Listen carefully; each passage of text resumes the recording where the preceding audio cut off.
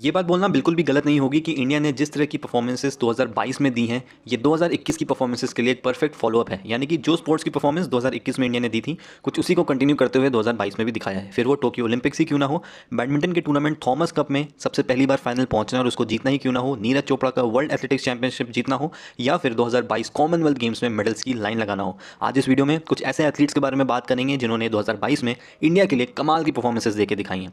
नमस्कार दोस्तों, आप देख रहे हैं फिजिकल एजुकेशन इंडिया। आओ स्पोर्ट्स और फिजिकल एजुकेशन को मिलकर आगे बढ़ाते हैं। एथलीट्स की बात आएगी तो सबसे पहला नाम आता है नीरज चोपड़ा का, जिन्होंने वर्ल्ड लेवल पे 2022 में कुछ कमाल के रिकॉर्ड्स बनाए। अब इसको ऐसे समझिए, कोई भी एथलीट अगर ओलंपिक में गोल्ड मेडल जीतता है तो उसके ऊपर बहुत ज़्यादा प्रेशर रहता है अपनी परफॉर्मेंस को कंटिन्यू करने का, क्योंकि पूरी दुनिया उनको देखती है।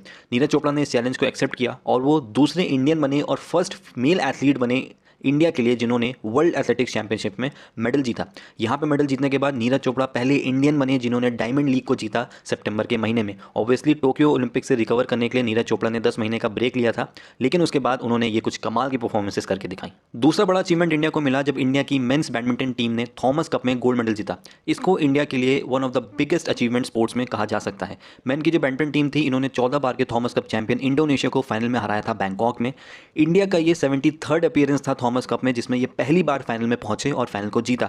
इंडिया वो 6th टीम बन गई है चाइना, मलेशिया, इंडोनेशिया, जापान और डेनमार्क के बाद जिन्होंने थॉमस कप को जीता है। इंडिया की जो बैडमिंटन टीम थी उसको लीड किया था लक्ष्य सेन ने, जिनके साथ किदम्बी श्रीकांत थे, एच एस प्रणॉय, चिराग शेट्टी और सात्विक साईराज प्लेयर्स इसमें मौजूद थे।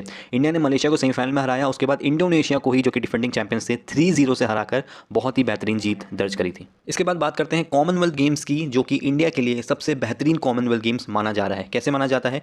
क्योंकि शूटिंग को यहाँ पे बर्मिंघम कॉमनवेल्थ गेम्स में रिमूव कर दिया गया था, जिसमें इंडिया के सबसे ज़्यादा प्रॉमिसिंग प्लेयर्स थे जो कि मेडल जीत के लाने वाले थे, और साथ में ही नीरज चोपड़ा भी इंजरी की वजह से कॉमनवेल्थ गेम्स में पार्टिसिपेट नहीं कर पा रहे थे। तो एक तरह से इंडिया ने मान लिया था ये कॉमनवेल्थ गेम्स अच्छा नहीं होने वाला है। लेकिन इंडिया के जो एथलीट्स थे वो टोटल 61 मेडल्स के साथ वापस भारत लौटे, जिसमें 22 गोल्ड, 16 सिल्वर और 23 सिल्वर मेडल मौजूद थे।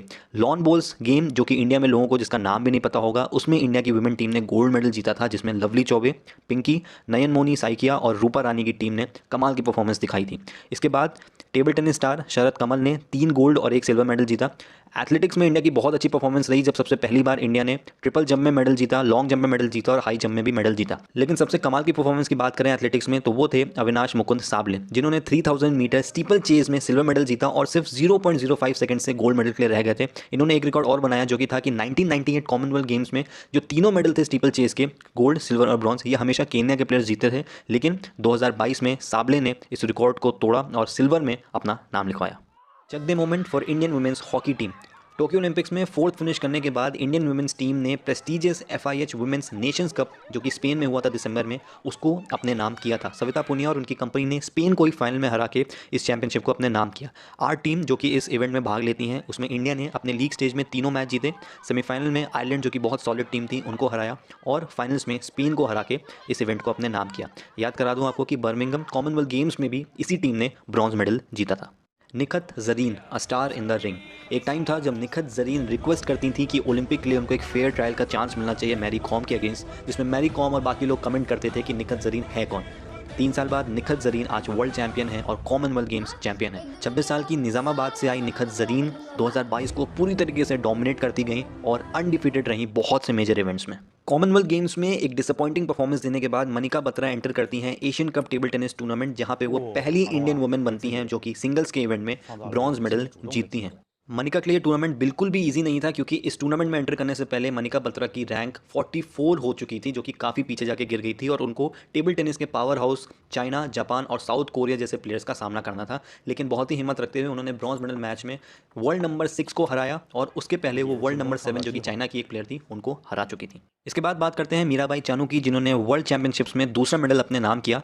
रिस्ट में इंजरी होने के बावजूद मीराबाई चानू ने 49 कैटेगरी में सिल्वर मेडल जीता था 2022 वर्ल्ड वेट लिफ्टिंग चैंपियनशिप्स में, जो कि कोलंबिया में हुई थी।